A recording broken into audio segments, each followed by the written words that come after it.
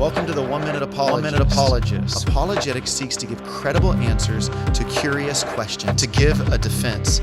What was Onan's sin? In Genesis 38, Judah loses his firstborn son, to wicked living. As a result, Ur's wife Tamar is left without offspring. Therefore, Judah goes to Onan, his second-born son, in chapter 38 of Genesis, and starting in verse 8, he says to him, it says, "Then Judah said to Onan, 'Go into your brother's wife, and perform the duty of a brother-in-law to her, and raise up offspring for your brother.' But Onan knew that the offspring would not be his. So whenever he went into his brother's wife, he would waste the semen on the ground, so as not to give offspring to his brother. And what he did was wicked in the sight of the Lord, and he put him to death also." Having read these verses, we're now in a position to answer the question, what was Onan's sin? Was it his failure to uphold his levirate responsibilities? In fact, in the ancient Jewish world, if the older brother died, having not provided offspring for his wife, then it became the noble responsibility for the next brother in line to try to provide offspring for her in honor of his deceased brother.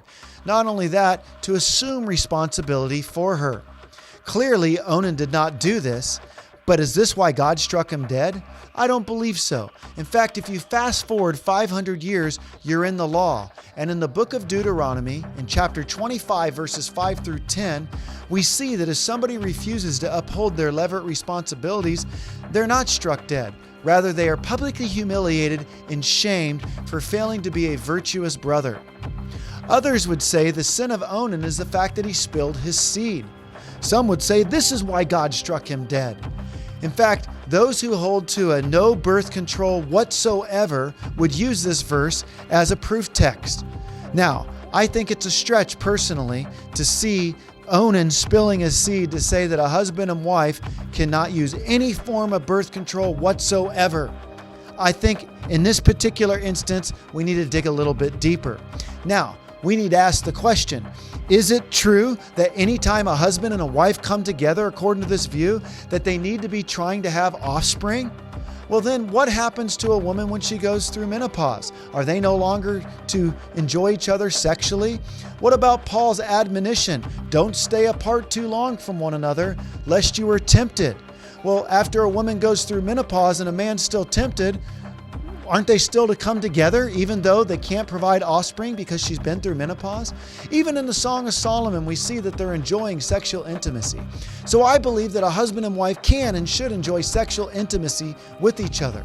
But are there certain forms of birth control that we should be aware of? I think there is. Abortifacients like the morning after pill for RU486 or abortions, and even the pill I think we should be aware of that it can thin out the lines of the uterine walls, making it hard for the embryo to attach to.